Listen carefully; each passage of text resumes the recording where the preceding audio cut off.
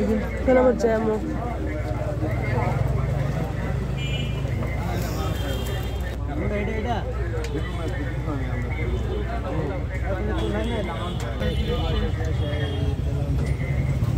আর এই যে সবজিগুলি সব হাটও আসা হলো আর কেনাকাটি হলো আর দিকে জ্যামও পড়লো।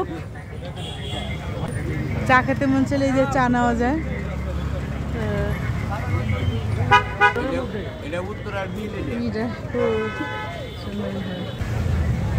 দিতে পারবো। মাঝে মধ্যে সুপারি খেতে মন চায়, কাঁচা সুপারি খাবো আর একটা পান খাবো, চুন ছাড়া পান খাবো, চুন জর্দা। আর এই দোকানটাও আমার বাসার কাছে আছে আর বাইরের দোকানটা নতুন। হ্যাঁ নতুন দেখলাম। হ্যাঁ হাসান এন্টারপ্রাইজ। থ্যাংক ইউ দিছে।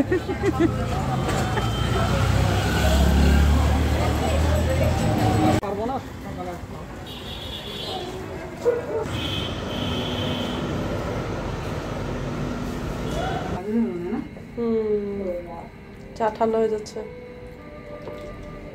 সুপারি কাটতে কাটতে ঠান্ডা গেছে। বাজার দিয়ে চা নিয়ে আসছি আমরা দোকান থেকে, বাস এখান থেকে চাটা রাখছে আর ধাম করে এটার সঙ্গে বেজে এই যে পড়ে গেছে। কি আর বলবো।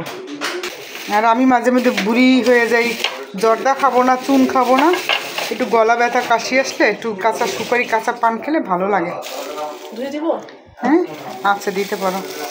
বাজার হাঁটতে গেলাম, দেখুন তো চাটা নষ্ট হইলো এলো। আর সকালে আর আমার বাজার করতে হবে না।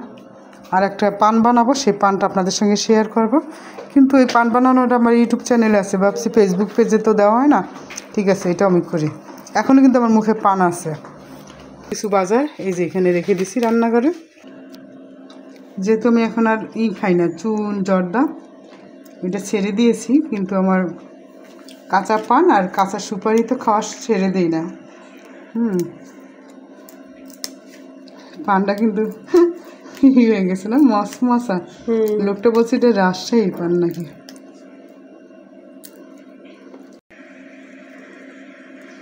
এই যে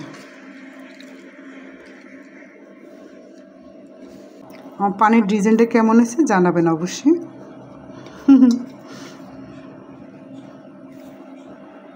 পানটা খাবেন তখন এইভাবে মশলা তারপর মুখে দিতে হয়।